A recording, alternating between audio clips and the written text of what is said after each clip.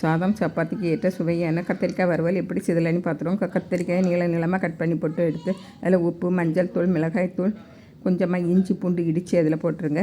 போட்டுக்கிட்டு நல்லா பிசிறி விட்டுருங்க. ஒரு அரை மணிக்கூர் ஊறணும், அப்படின்னா தான் நல்லாயிருக்கும்.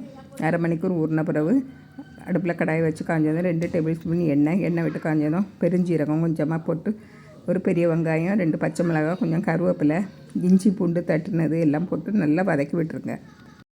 நல்லா வதங்கி வரட்டு கொஞ்சம் கண்ணாடி பதம் வரணும். இப்போ மஞ்சள் தூள், மிளகாய் தூள், கொஞ்சம் ஜீரகத்தூள் எல்லாம் போட்டு நல்லா வதக்கி விட்டுருங்க. பச்சை வாசனை போகணும். பச்சை வாசனை போன உடனே நம்ம ஊற வச்ச கத்திரிக்காயை போட்டுடலாம். கத்திரிக்காயை போட்டு கிளறி விட்டுருங்க. நல்லா கிளறி விட்டுட்டு மூடி வச்சுருங்க. மூடி வச்சா தான் நல்லா வெந்து வரும். நம்ம எண்ணெய் அதிகமாக விடலை பாருங்கள். இப்படி நல்லா இடையிடையே கிளறி விட்டு 5 நிமிஷம் இப்படி நல்லா வெந்ததும் இறக்கி பரிமாறினா சுவையான கத்திரிக்காய் வறுவல் ரெடி.